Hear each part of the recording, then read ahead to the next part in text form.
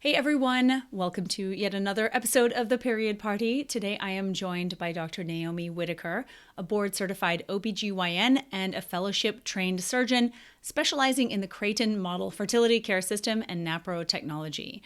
These innovative approaches work cooperatively with a woman's body to address the underlying causes of gynecologic issues and infertility, such as endometriosis, adenomyosis, and PCOS, to name a few. Throughout our conversation, Dr. Whittaker shares her expertise on how NaPro Technology and the Creighton model differ from conventional gynecological approaches, emphasizing the importance of cycle charting and its benefits for women's health. We delve into the limitations of conventional medicine, explore natural family planning methods, and discuss the significant role of progesterone in women's health.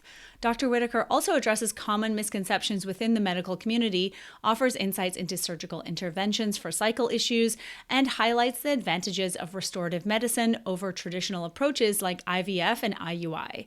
Join us as we uncover how these holistic methods can improve health outcomes for both mothers and babies. At some point in the very near future, I plan to have Naomi come and be a guest teacher in the Fix Your Period Collective, my brand new first of its kind membership platform that gives you personalized information about your menstrual cycle. Make sure to take my detailed period quiz and sign up for the membership so you can join us on all of our live teaching calls. Take advantage of our free 7-day trial, which you'll find at fixyourperiod.com. Enjoy this episode. Hi, Naomi. Thank you so Hi. much for being here. Thanks for having me. I'm so excited. Yes, same. I am really thrilled that you're here, and I'm so thrilled to be able to talk about this because this is vital information that every woman needs to know. And also, too, if you don't follow Naomi on Instagram, you totally should because you have great videos on there too. So I thought we would start with the fact that you're an OBGYN, but you're an OBGYN with skills, like special skills. So I feel like we should talk through that. Like, what is NaPro Technology and what is the Creighton model of fertility care? I would love for you to share what that is and explain those for people who are listening who don't have any idea. Sure. So the Creighton Model FertilityCare System is simply a method for women to chart their cycles in an objective scientific way. And so it started kind of off the Billings method, which is a cervical mucus-based method. And women are formally taught with an instructor what biomarkers to look for as far as bleeding patterns, cervical mucus, and objectively write what she is seeing. So she's taught formally. And so this is replicable and understandable by anyone who's formally trained to interpret these charts. And so this can be used by the woman to avoid pregnancy, achieve pregnancy, or monitor health issues. And so the beautiful thing about this being so scientific is that me as a healthcare provider, I speak the language of the Creighton model. I know it inside and out. And so someone can come in to my clinic, just hand me the chart. And before she says anything, I know about 80% of what I need to know the moment she walks in the door. I, of course, love to know a lot more beyond that when we talk about her history and symptoms, but that chart is going to give me a great idea if she has PCOS, hormone dysfunction, suggestive, other signs suggestive of endometriosis before she even speaks. So that's when it turns into NaPro technology, which is natural procreative technology, which is the medical application of understanding the chart to run tests and treatments based on specific cycle days. And then I can monitor improvements in her cycle by seeing improvements on these charts. So I was just thinking as you were saying this, why are we not doing this in every medical practice? I mean, it's so straightforward, right? I can't even deal. It's so frustrating. Yeah, I mean, it's extremely scientific. That's what brought me into it. Like, wow, this is basic physiology in action. I learned about it just at a lunch session in medical school. It wasn't part of my formal instruction. And it was just mind blowing because I'm like, I didn't learn about this in my endocrinology class in college, of course, in any other biology class or sex ed. You know, that's really where I wish I learned about the basics of the women's reproductive system, right? Like, I mean, every woman should know that she's only fertile a certain portion of the month, and not to scare women that they could get pregnant anytime, and just scare women about their bodies. I mean, I think essentially that's just, if we could summarize healthcare education for women, that's what it is. Yeah, I mean, like when I think of the limitations of conventional medicine, you've literally just laid it all out here. And as we've well established on this podcast, and I know you know, when it comes to conventional medicine, they're just relying on the pill for all manner of women's health related problems, obviously. And then IVF, if you come to the point where you can't get pregnant and they don't know why, which we'll talk about as well. So, can you talk a little bit about that? Like, the history of this as it relates to modern medicine, and why these options dominate, leaving all these other alternatives that you offer completely overlooked. Yeah, I mean, I think it comes down to research doesn't focus on the physiology because it's so complicated. How do you standardize and randomize a trial of women that ovulate on completely different days, different of the month, and each cycle is different, and each even luteal phase is different, and each cycle is different as far as, some women are anovulatory some cycles and not others. And so I think it's just, women are just more complicated, and unfortunately we suffer because of that, because research is more difficult. And so randomized controlled trials, unfortunately, in medicine are great to some degree, especially for maybe cancer research, but it's a little more difficult to standardize infertility, endometriosis, PCOS care in a randomized controlled trial because it's so unique per cycle and per woman. So maybe that's where it started.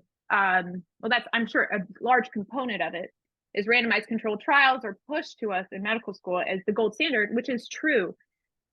But we also need to be a little more open to understanding healthy physiology, and using science and reasoning to be able to look at other data, not just randomized controlled trials, to be able to understand each individual person.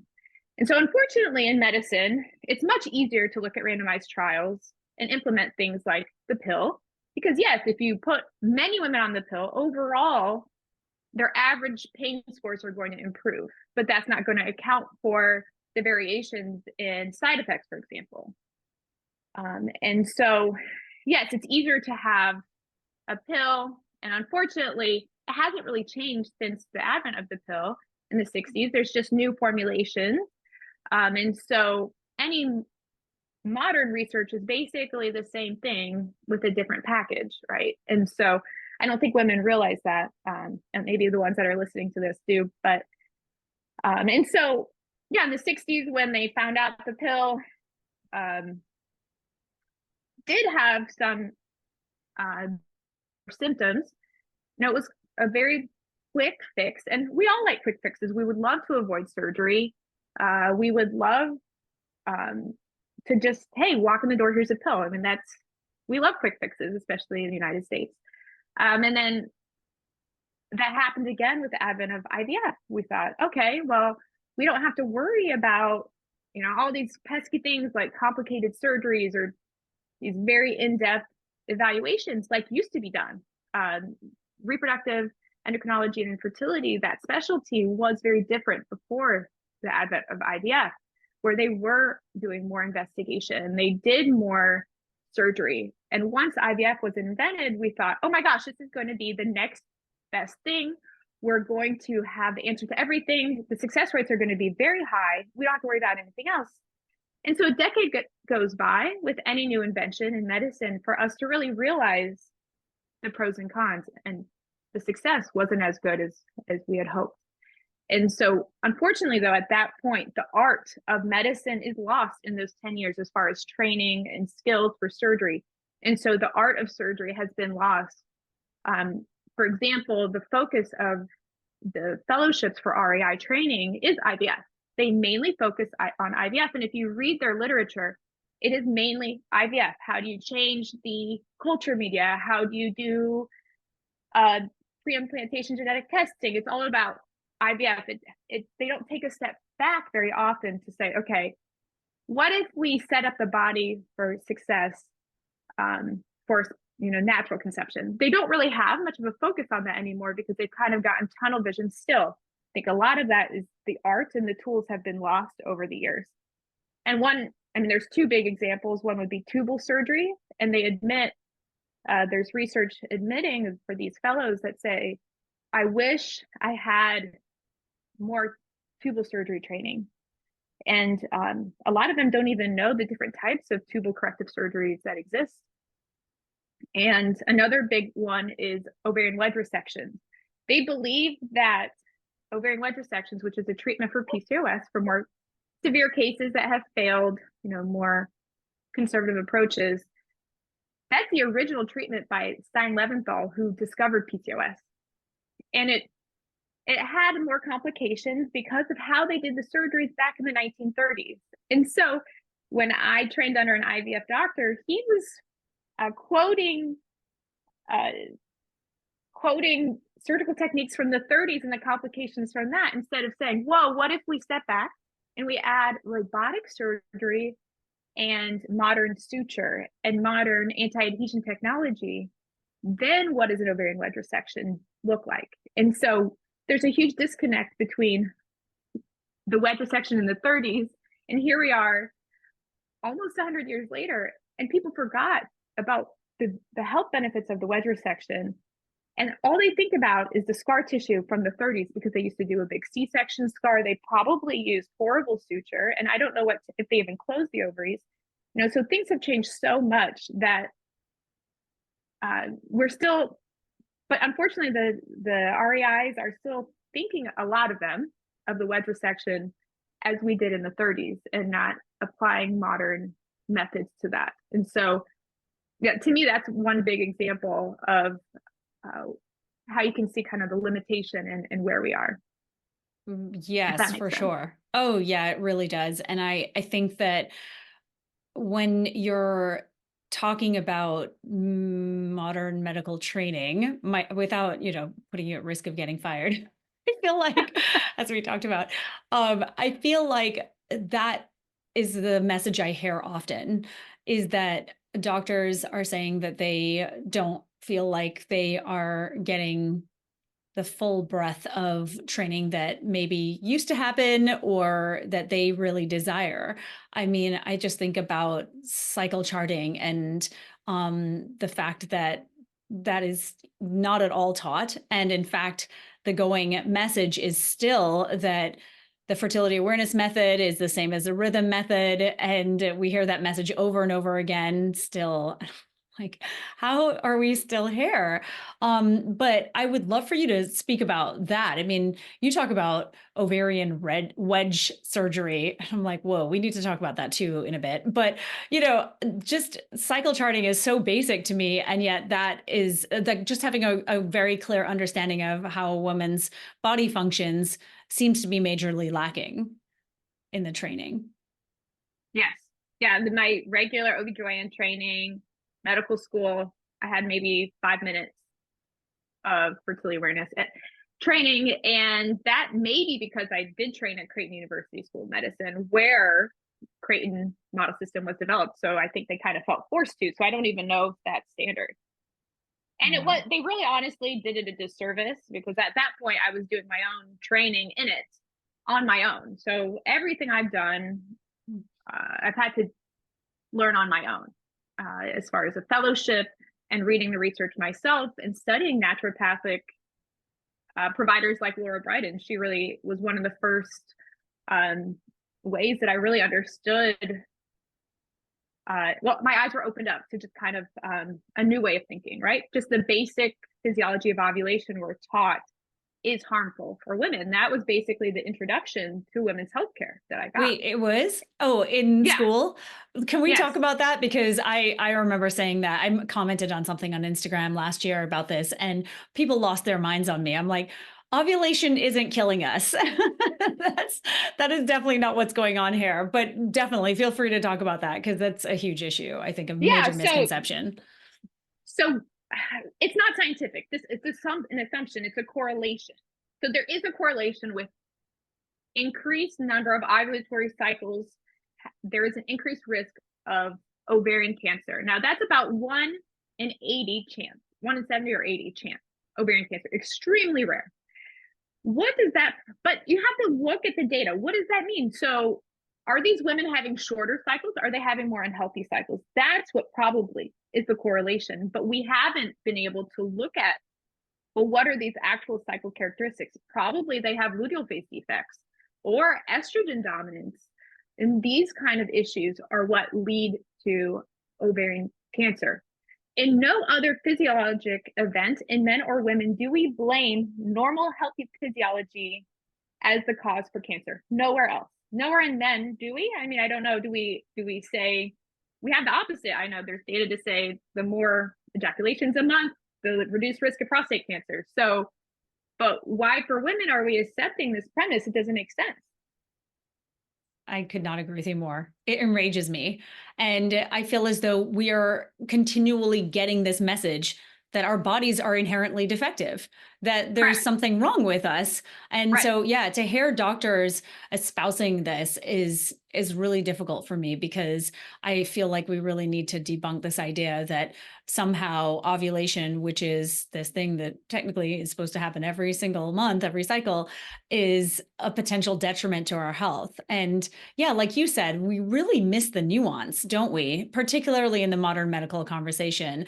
And I just think about that so much when you're talking about that. Someone posted a story last night and they were saying that it was one of their followers, and she reposted what the follower had said. She'd messaged her and said that her daughter was in either nursing school or med school. And one of the questions on a test she was taking was about whether you, whether the pill should be used or natural hormone therapy should be used for perimenopause. And the correct answer was the pill, Of and course. hit the pill and hysterectomy. And I was just dying inside reading this. It was so painful.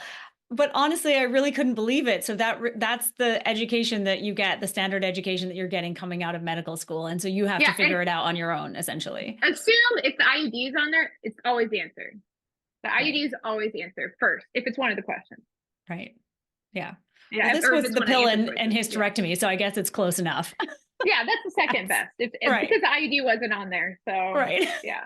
It's Yeah. just, it's too nuts. Um, I want to talk about just addressing gynecological conditions naturally, because speaking of all the things we've just shared, and obviously so many women are dealing with a wide array of problems, and we have adenomyosis, PCOS, you mentioned a few others. But I feel like it would be so helpful to look at adenomyosis, because I don't feel like there are enough people talking about this condition. And can you talk a little bit about what it is, and the fact that right now, the only acceptable solution for it is a hysterectomy? Sure. So I think there's an important thing we need to point out that even physicians don't realize, and I had to really do a deep dive to figure this out. There's two different types, if we had to separate it, two general types. There's focal and diffuse adenomyosis. So that we kind of lump everything, we assume everything's diffuse. But diffuse is more likely to, sorry, let's go back. Adenomyosis is tissue that's similar to the lining of the uterus growing into the muscle layer of the uterus. And so this can cause heavy bleeding, pain, fullness and bloating, and an enlarged uterus. Usually we call it a boggy uterus. And so that's typical for diffuse adenomyosis. This is more likely in women who have had children or procedures like a D&C after a miscarriage. And so that's the one everyone assumes we're talking about. We lump everything into that one. And unfortunately, yes, we can only manage symptoms, and the only cure for that one is a hysterectomy. But most women can manage their symptoms with other therapies like bioidentical progesterone and Listedo, which we can talk about. But we can manage the symptoms until someone is done with her childbearing, and we can overwhelmingly manage that very well. Potentially iron infusions for some women. Now, the other type is focal. And so that's where you may have kind of a ball of endometriosis, like tissue growing into the muscle. Now, this is treatable surgically. And this is the one that causes infertility. The diffuse is not likely to cause infertility. The focal is the one, and it's resectable. And so you can treat that and improve pregnancy rates. and then manage the symptoms that way as well by correcting it. And another type of focal includes the C-section scar defect called isthmocele. It's that it's kind of lumped in, it's similar, adenomyosis type of issue. And so that's resectable. Resecting that C-section scar and closing that defect can help with abnormal bleeding and infertility issues. And so I think there's some issues. So with how we understand adenomyosis, not understanding there's two different types, and there is one that's treatable and resectable, and that's the one that causes infertility. And then now when MRIs and ultrasound are getting more sensitive, we're calling adenomyosis more. We're diagnosing it more, even though technically you can't diagnose it until you have a specimen on pathology. So cutting out tissue, for example, a hysterectomy or resecting that lesion of the uterus, that's the only time we can confirm. So when they say it on, you see adenomyosis on ultrasound, oh, that's a reason for infertility. That's not true, unless it's a big focal lesion that's resectable.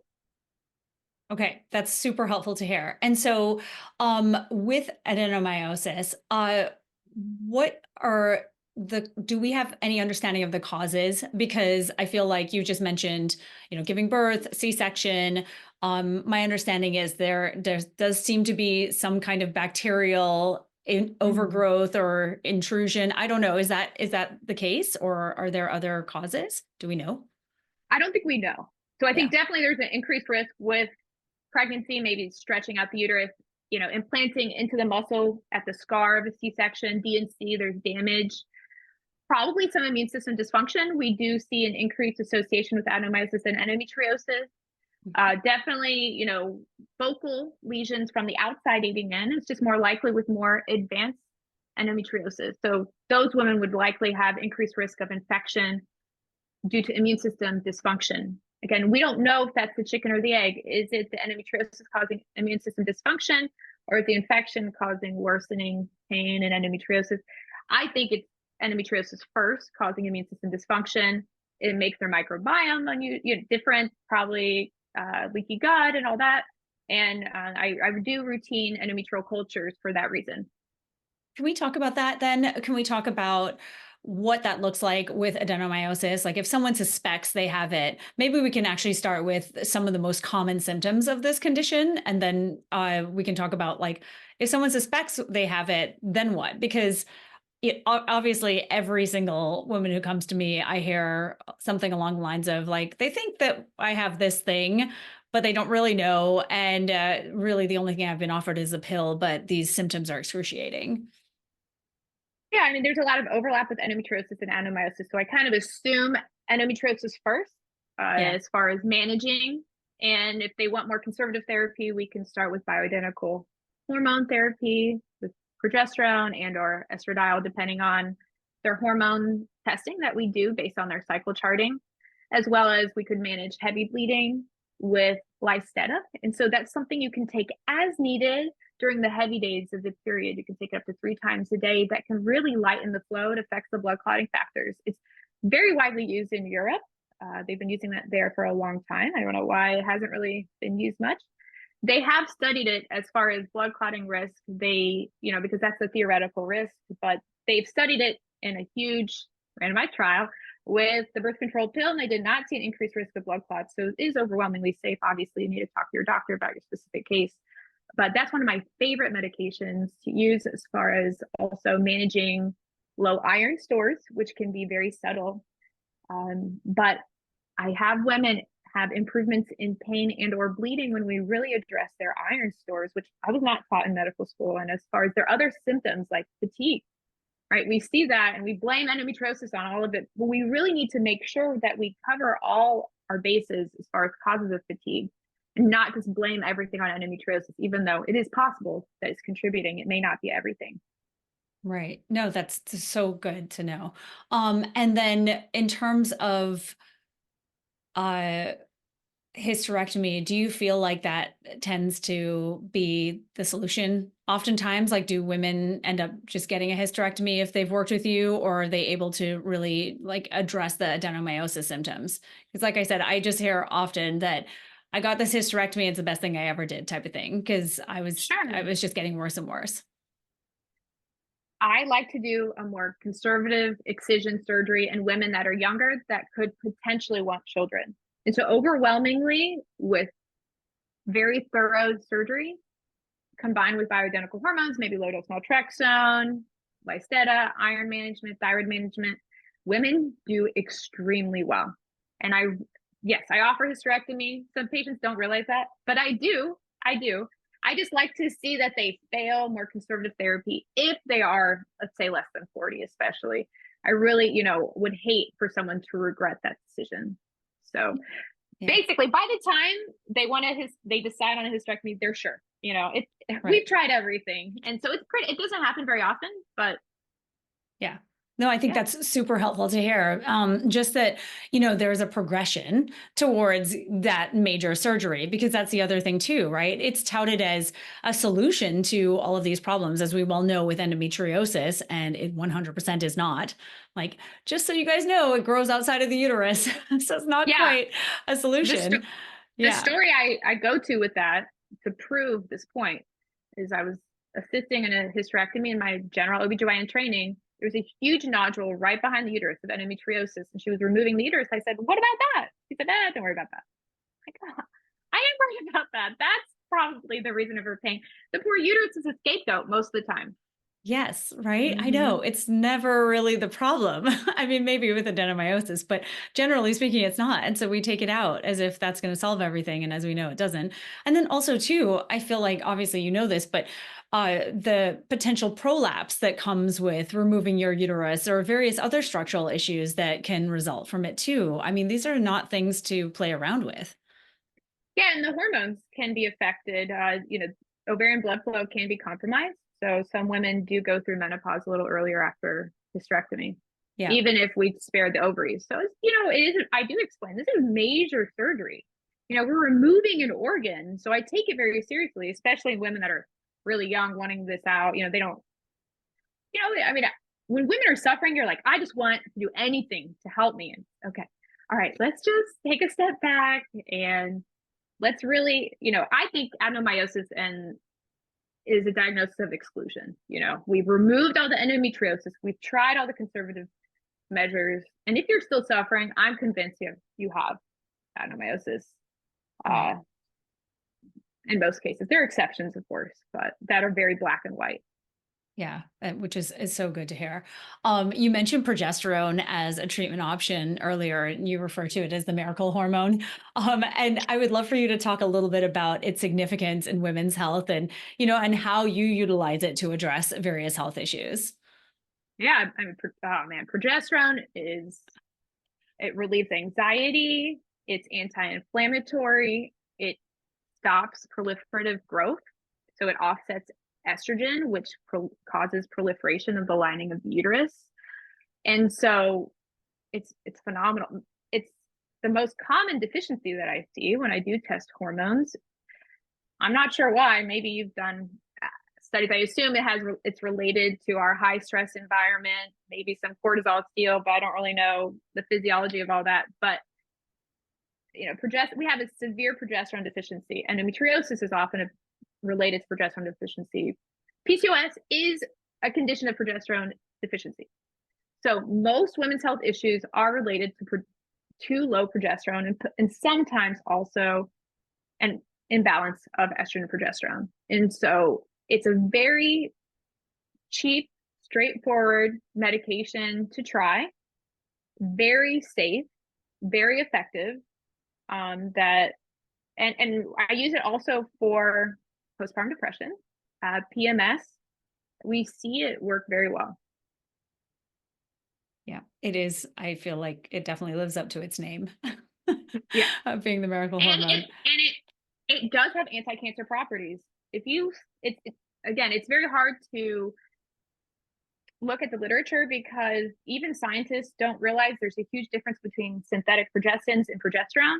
So it's very hard to decipher in research that bioidentical progesterone is extremely anti-cancer. There's no research I can find to show it's ever been pro-cancer. It's only anti-cancer, anti-inflammatory. So it reduces breast, ovarian, and endometrial cancer. It also is being used for traumatic brain injury. It has potential for Alzheimer's and other types of healing properties. They've used it in ICU settings for traumatic brain injury. So it has healing properties, and it makes sense, right? Why is it so high in pregnancy? It has a lot of other benefits. It has these neuroprotective benefits for the baby as well. I think it'd be neat to see it used in a NICU setting one day to help with neuroprotection of preemie babies. Oh yeah, that's so fascinating. I mean, it makes complete sense to me. Yeah, is there anything else about progesterone? I'm curious about PMDD, particularly because obviously there's a bit of a conundrum there with the progesterone, being slightly problematic. Like I hear women oftentimes these days being told that they have an allergic reaction to progesterone. And I'm like, Hmm. yes, I know. I've now heard that multiple times. In fact, a woman said it the other day on social media that she was diagnosed with it. And I was like, I'm pretty sure that there are a number of underlying causes happening here, and it's not that. But again, Yeah, you have to look at what the progesterone is combined with. It's almost always combined with some kind of oil that would elicit the reaction. oh Because no, no, no, technically, she's it's having an like, allergic reaction to her progesterone. Oh yeah, in her luteal phase. That's what her doctor was telling her. And I was like, there are other things happening here. That can't be it, because we can't just be allergic to our own hormones, our endogenous hormones. That doesn't actually make sense. I'm going to look it up when you talk and figure out what wow, it was she was diagnosed with, because I can't totally remember. that's like saying they are allergic to water. Yeah, exactly. To me, that doesn't make sense. I've never heard of that diagnosis. Like, your body's what, 70% of water, made of water. You wouldn't be able to. Oh, that's a first. That's, if someone created that diagnosis, they should publish that theory, because I've never heard of that. I've heard of like allergic reactions to women taking, you know, even bioidentical hormones that are mixed with, an oil, and being allergic to the oil that it's compounded with.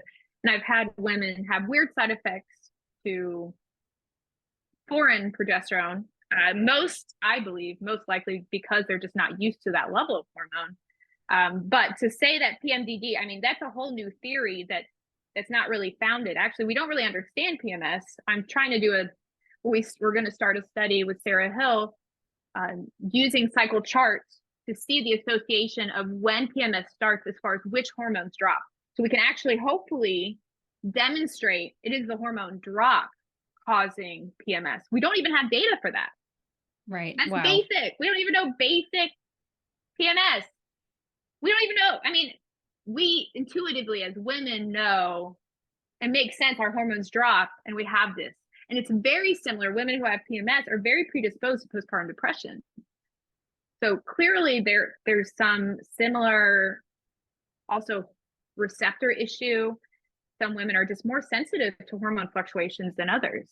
Probably has to do with the GABA receptors in our brain, and it's similar to the opioid receptors, and that's what progesterone binds to, the allopregnanolone derivative of progesterone, which is actually an FDA approved medication now. So I can use that, saying there's data to support progesterone for postpartum depression. I use a off-label version, the bioidentical $5 version instead of $15,000 version, where you need to be stuck in the hospital, but it works very well.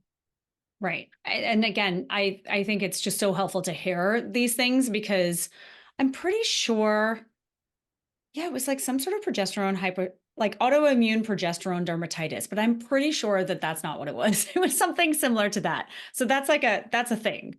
I mean, I literally just pulled that up in a study, because I was looking for it and I was like, I Yeah, can't maybe it's exactly extremely remember. rare. I don't know. Yeah, I know, right? But it's definitely not the first time. Yeah. So that's what's crazy to me, is that I have now heard this multiple times. So I feel like there's some disconnect there for sure that's happening, especially because we talk about the immense benefits of progesterone. For all manner of women's health related problems, like you said, everything from postpartum to PMDD to, short luteal phases. I mean, we could go on. There's so many benefits. Yeah. Yeah. So I would love to come back to what we were talking about earlier about uh, that ovarian surgery that you mentioned, and just talk a little bit about the surgical interventions for these cycle related issues. Are there any that, I mean, maybe you can elaborate more on the ovarian surgery as it relates to PCOS, and if there's anything else that people should be aware of as well? For PCOS or just in general? For just in general, like types of Anything? surgeries available Oh for man. cycle related issues. I mean, maybe some of the few more common ones, because I know we hear a Sure. lot about surgery as being a solution, but I think that it's overused in many cases, as I'm sure you do too. But there are obviously ones that can be really useful, like you said, are potentially overlooked, like the ovarian surgery. Yeah. So for PCOS, I like to try to work.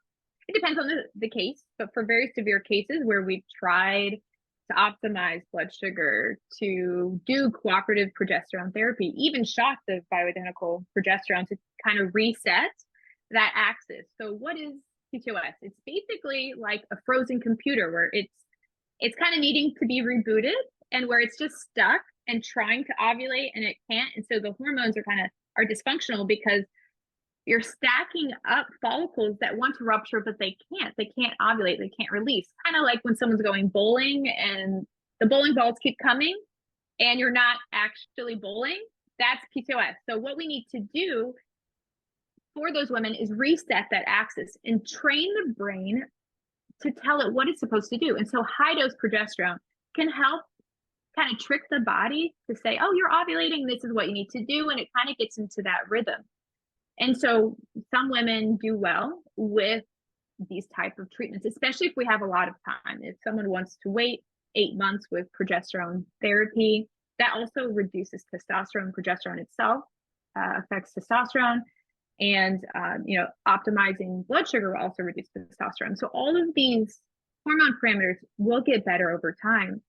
Now there are women with very severe PCOS where we do that, and they still aren't cycling with progesterone, or they're not responding to ovulation medication in those women that are trying to conceive. And so what I tell women, don't give up. We have more aggressive options. I just want to let you know early on, we have an ovarian wedge resection as a backup if these things don't work.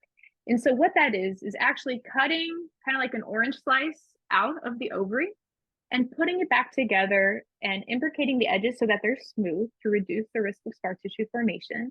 And the ovaries will be more normal size. It'll reset that axis. It takes out some follicles and it reduces the volume of the ovary. And about 90% of women will cycle regularly after that. And so this was the original treatment by Stein Leventhal, who discovered PCOS. They took biopsies of ovaries, but they were like, what is going on? So they took the biopsies and these women were spontaneously ovulating and cycling. And so we can do that. And I think we tend to have more severe PCOS nowadays, I assume, than we did back in the 1930s, just with our diet and everything. And so I do think there's still a subset of women afterwards, I do see that may still need ovulation meds, that they respond better, or they respond better to progesterone cycling. But there are women that say, I will not take progesterone for the rest of my life. I'd rather have surgery. That's one option for the wedge. Or women that fail progesterone treatment. Amazing. That's so good. It's so good to hear that, because I've always heard of that ovarian wedge surgery as being something that's kind of barbaric. And, I know. right? Is that what It's okay. So that's crazy. the general consensus for the most part, but obviously I've seen, you're oh my like gosh, rebranding it. it is. Yeah, it is. I mean, I've seen testosterone reduced by over 70% in 3 months That's from this. incredible. Cycles, women go through sometimes like a new menarche, like they have like hot flashes and things happen. They can tell their whole body is changing for some women immediately. Some feel immediately better. I mean, I don't want to say that's everyone. There's a small set of women that are very in tune with their bodies and felt super inflamed and they can feel it quickly feel better, or they start to have mucus right after. They're starting to ovulate right after. Their body's so happy, especially when we choose the right candidate, right? Like I am very picky with who I do this. I don't want to cut in ovaries, but these women typically already have a high AMH. So technically all these extra eggs that they're not using because they're not releasing any. So we talk about that. And these women don't tend to go into menopause sooner. They also don't tend to form adhesions. You have to do it correctly. So I don't like ovarian drilling because there's not really a science to it. You just drill a whole bunch of holes and then you have raw edges. So any raw edges are what can cause adhesions. So by cutting, you can control the size that you're removing. And again, you want to make it more of a normal size. You don't want to cut too little and too much. And then you really want to curl the edges in the way you sew it and tuck it in. And so the edges are smooth. So the likelihood of adhesions is extremely low with techniques we use now. Back originally, the reason it has that bad reputation is because they used to do big C-section scars. The sutures they used were very adhesiogenic. Now we have more benign suture that's more, similar to what the body is okay with. It doesn't have as much immune system reaction to these types of sutures. Plus, we tuck them and hide them in the ovaries. And so, I mean, overwhelmingly, it's probably the most successful surgery that I do as far as fertility. PCOS is one of the best conditions to treat. It's super fun for me. It's an endocrine puzzle. Every woman's unique as far as what type of PCOS and what her, hormonal weaknesses are and what we have to focus on. But it's so doable. There's so much hope with PCOS, so much. Yeah. I agree. Thank you for saying that too, because I know that it can feel so incredibly daunting when someone is diagnosed and they're not really given a roadmap of any kind. They're kind of just sent on their way with a birth control pill or something along those lines. So it's really helpful to hear from an OBGYN that there's just so much hope with all of these conditions that feel so untreatable. I love PCOS. Like, it's, as far as fixing it, it's just so fascinating, so neat. It's so rewarding because you see it on paper. You see their symptoms improve. You see their cycles improve. Their self-esteem, right? Because this is just all of these issues are so personal. Yeah, no, they really are. And so what's it like working with you? Can you talk a little bit about that? Like what the experience is just coming to you? Because how do people find you? I mean, again, I feel as though you're quite specialized and there are not a lot of doctors who are utilizing the techniques that you use. It's usually word of mouth. Yeah.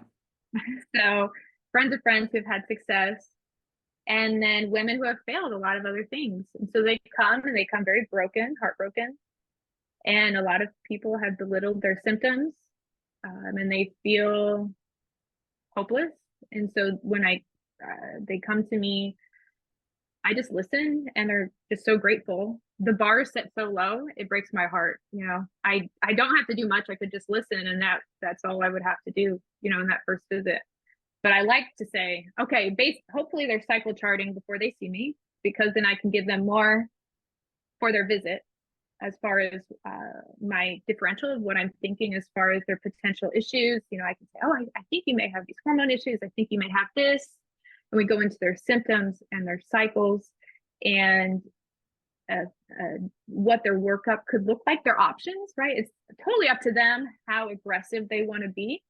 Some women, by the time they come to me, they say, I want everything now. I've been, and then other women are like, I'm early on my journey. I've only been trying for 6 months. I just kind of want to check on very basic things. So it depends on where someone is as far as what they want to do, but I will give them an idea. Okay, you may have endometriosis. You have signs of PCOS on your chart. We can look at these labs and go from there. So it just depends on, and if the woman has already had a lot of workup, we can say, okay, well, these labs are beneficial. These are kind of junk because you didn't get them on the right cycle day. That happens a lot. Usually we have to restart the workup. I'd say more often than not. But I do have physicians that do NaPro Technology, and they may be family medicine doctors or they may be cycle instructors that do refer their clients, their patients to me. And so a lot of them, they already have a game plan. Like, oh, they're coming to me just for surgery because they had a whole thorough workup. I do get that as well. It kind of depends on where they are, what workup they had. And I have also incredible nurse practitioners that are phenomenal at this. We are all trained in the Creighton Model system as far as how to teach it as well. My fertility care nurses are trained and give sessions on the Creighton Model System. We'll do group introductory sessions to teach women about the physiology of their menstrual cycle. We encourage any woman that's coming in for gynecologic health or infertility treatment, and the couple, actually, we really encourage everyone to take this class because we can speak the language of the cycle. They understand why we're getting the test, because obviously it's very involved. And so every woman deserves to know, why are we getting this test? What's the reasoning? Most women have a ton of questions, which is great. Encouraged. That's truly amazing. And my wish would be for all of us to be able to have access to doctors like you who are so incredibly thorough and really understand the body and what to do, because that idea of just sort of being left out in the cold and not really understanding what's going on with your body and definitely not understanding what to do about it is so rampant in our society. And I just feel like it would solve so many problems if we could start to shift that. I mean, I think it is shifting, right? Oh, it just feels so defeating sometimes. Yeah, because I know that we're both online and we're seeing this, as being the most rampant problem. But with that said, I would love for you to talk about where people can find you. I imagine people come from all over to see you, travel from different places, because you offer so many great options for all of these different conditions. Yeah, so I'm in central Pennsylvania in Harrisburg. There's other physicians that do what I do. So feel free to look at fertilitycare.org or under highlights in my bio at NaPro Fertility Surgeons. Find a Doctor has some listed as to where to start, or starting with learning the Creighton Model System with a certified Creighton Model practitioner. Those are teachers of the Creighton Model. They know when to send clients to medical providers, and they know they're connected with them typically. So any of those ways are great ways to find someone. Amazing. Thank you. And everyone can find you online. I think you should just share where you're at online. Yeah, NaPro Fertility Surgeon on Instagram. And I do have a website, NaomiWhittaker.com, with a lot of educational information. And I have a nonprofit, rmacademy.org, to try to get this information out there to inform both patients and providers that this type of healthcare is possible. Thank you so much. What I appreciate the most with practitioners like you is that you know this information and you are literally trying your hardest to disseminate it any which way you can. I know, right? Because we just want everyone to know about it, shouting it from the rooftops. Yes. Like I don't like being one of the few. It's a lot of pressure. We need more providers that work cooperatively with the body. Women want that, especially women who are open to pregnancy, right?